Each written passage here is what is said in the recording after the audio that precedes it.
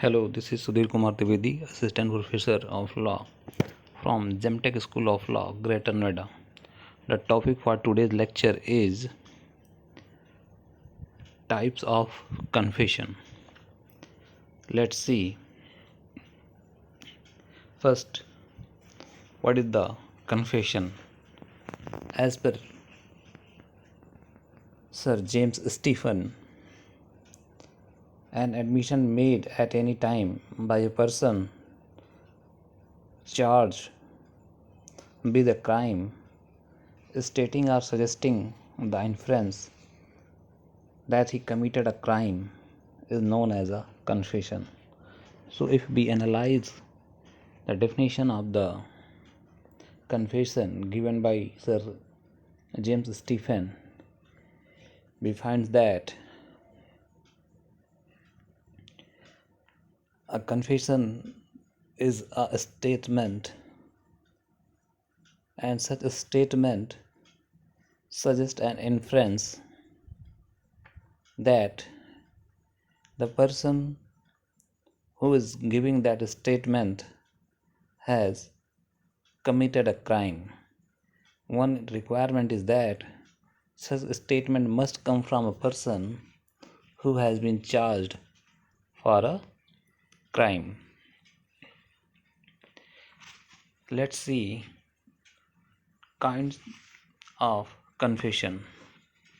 There are 4 kinds of confession, and those are judicial confession, extrajudicial confession, retracted confession, and confession by co-accused. Let's first see judicial confession. A judicial confession is that which is made before a magistrate or in a court in due course of a judicial proceeding.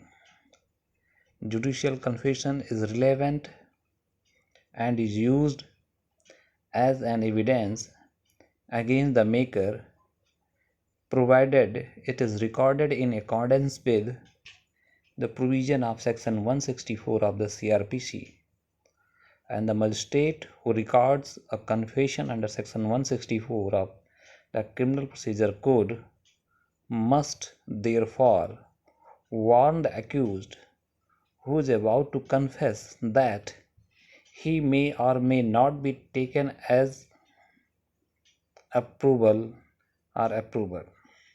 After warning the accused, he must give time to think over the matter and then only record the confession. Such a confession is called a judicial confession. So if we analyze this statement, then it can be said when a confession is made before a magistrate or in a court during a court proceeding, then such confession is considered as a judicial confession, and such judicial confession is relevant and is used generally against the maker. However, there is certain requirement to believe on the confession, and that requirement is regarding the recording of the confession by the magistrate, and such procedure has been given under section 164 of the Criminal Procedure Code. As per this section, it is the duty of the magistrate who is recording the confession. He should first must warn the accused that if you will confess the offense, then it may be used against you as evidence, and after warning, he should give some time to the accused to think over it, and after being satisfied that the accused is making the confession on his free will without any compulsion or pressure, then only he should record the confession. That is the requirement of the judicial confession. Section 80 of the Indian Evidence Act gives evidentiary value to the judicial confession. Section 80 of the Act make it clear that a confession made in the presence of a magistrate or in the court, which is regarded by the magistrate as prescribed by the law, then such confession shall be presumed to be true and genuine, and the accused can be tried with the offense. And we know the procedure regarding the confession, that how it will be recorded, has been given under the section 164 of the Criminal Procedure Code, which empowers the magistrate to record a confession. So it is not necessary that which magistrate record the confession unless he is restricted to record the confession. Hence, for raising the presumption, the identity of the accused must be clear and proved in the confession to persecute him for a guilt of the offense committed by him. At the same time, we must have to see Article 20, Subclause 3 of the Indian Constitution, which talks about the self-incrimination. Under Article 20, Subclause 3 of the Indian Constitution,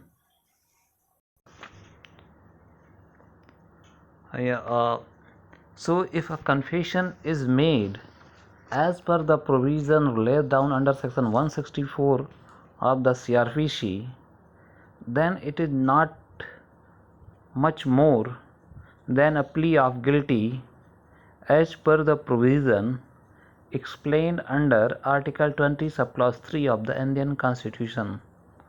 Otherwise, any confession made against the person who is making the confession will have no evidentiary value, and he cannot be concluded guilty of any offense on the behalf of such confession. So it can, nutshell, it can be said that whatever is the restriction under Article 20 Subclause 3, whatever the explanation has been attached by various judicial pronouncement, that need to be kept in mind while giving the evidentiary value to the confession. Now let's see what is the extrajudicial confession. Extrajudicial confession is also sometimes known as a informal confession. Extrajudicial confession is made not before a magistrate or any court in due course of judicial proceeding, but is made either to the police during the investigation or into police custody, or made otherwise than to the police. Extrajudicial confession is not relevant. We can see the detailed note on the extrajudicial confession, which will be provided to you through the mail. Let's here understand what the extrajudicial confession is. So as per this statement which I have provided in this slide, if we analyze, we find that extrajudicial confession is confession which is not made to the magistrate or in the court before the magistrate. You can say that when there is no requirement of the section 164, then the confession recorded by any other person is considered as a extrajudicial confession. So it can be said that extrajudicial confession are those statements which are made at any place other than the place where there is an absence of a magistrate, or at any place other than the court, is considered as an extrajudicial confession. It is not necessary that a statement should have been addressed to any definite individual. One more thing is important to understand here is that the court has to take care that no matter judicial or extrajudicial confession, the confession by the accused must be consistent with Article 20 subclause 3 of the Indian Constitution, which say no one should be compelled to give evidence against himself. That means the confession should be on the will of the confessor and must be true. Then only a person can be charged for any criminal offense. Now let's see some cases. The first case which I have taken is the State of Punjab versus Bhagwan Singh, AIR 1975, Supreme Court 258. In this case, the Supreme Court held that an extrajudicial confession's value only increase when it is clearly consistent and convincing to the conclusion of the case. Otherwise, the accused cannot be held liable for the conviction solely on the basis of the confession made by him. So here in this case, the court explained the evidentiary value of the confession and when it can be a basis for the conviction. In next case, that is the Balwinder Singh versus State, AIR 1996, Supreme Court 607. In this case, the Supreme Court gave some guideline in the form of deciding the case that in the cases of extrajudicial confession, the court must check for the credibility of the person making the confession, and also if his statement shall be tested by the court to conclude whether the person who made the confession is trustworthy or not. Otherwise, a person who is not trustworthy, then his statement cannot be used for making any inference to prove the guilt of the accused.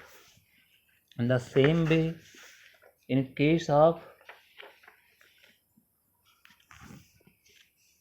Shahadevan versus State of Tamil Nadu in 2012, Supreme Court in 3435, court held that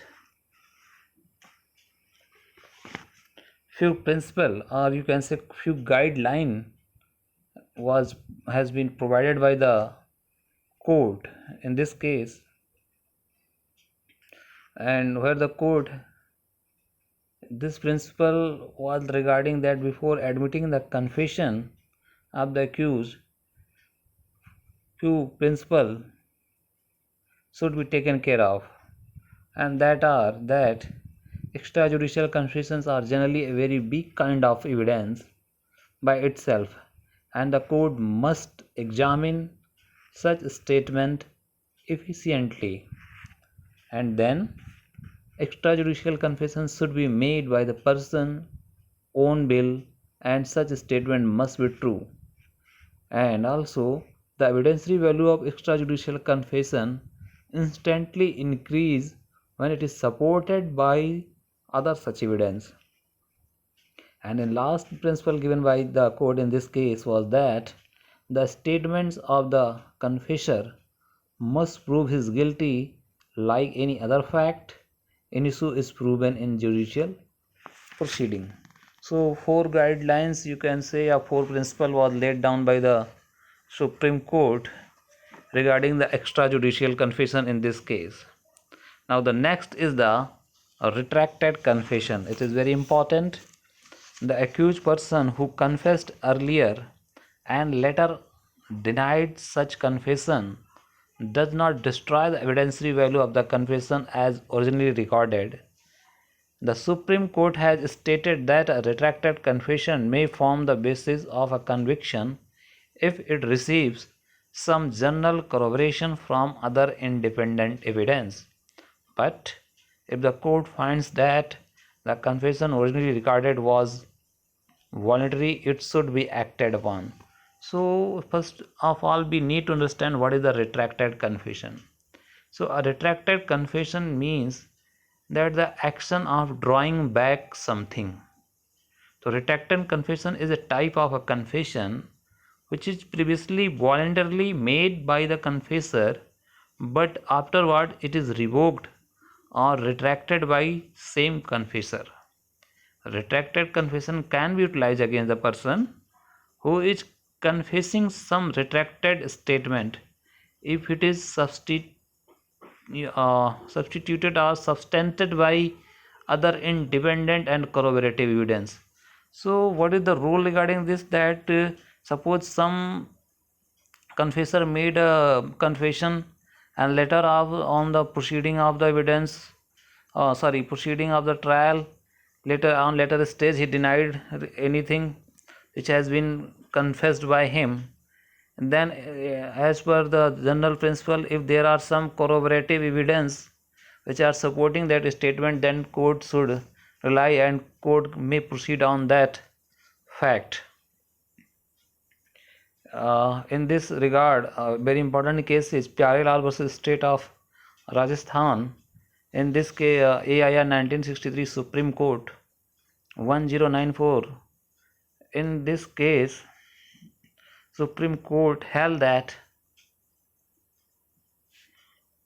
a retracted confession has enough value to form any other legal grounds to establish any conviction only if the court satisfies that it was true and was on someone's own will.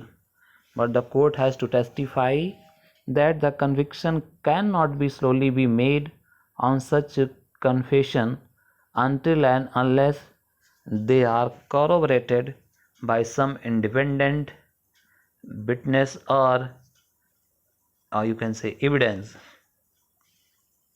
Let's try to understand by an example. Suppose if three persons, Aman, Binod and Vijay, are charged for some offense. Okay, we will see this illustration later on. First, let's see confession of co-accused. So as per section 30, consideration of proved confession affecting person making it and others jointly under trial for the same offense. As per this section, that is section 30, when more person than one are being tried jointly for the same offense and a confession made by one of such person affecting himself and some other of such person is proved, the court may take into consideration such confession as against such other person as well as against the person who makes such confession. So as per section 30, if there is a joint trial for the same offense and one person, one accused has made a confession, then that confession may be taken into consideration against the other person. Let's try to understand it by an example, and this illustration is related with the principle which has been laid down in section 30. Suppose if there are three persons, Aman, Binod and Vijay, and they are charged jointly for the same offense and they are prosecuted for the murder of Mr. Van Hers, and during the judicial proceeding Aman gives confessions that he along with Binod and Vijay killed Hers, and if the statements of Aman are recognized as a true statement, then the court may use the confession of Aman against all the accused, that is against the Binod and Vijay, and can prove that guilt of Binod and Vijay also. Evidentiary value of different types of confession is different, and in this case it is not the maybe a sole basis for the conviction of the co-accused, but it may be taken into consideration by the court. Let's see another example. A and B are jointly tried for the murder of C. It is proved that A said B and I murdered C.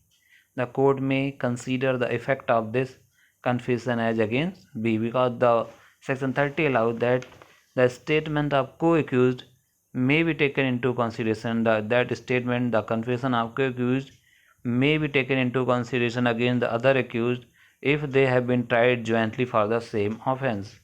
Let's see another example. A is on his trial for the murder of C.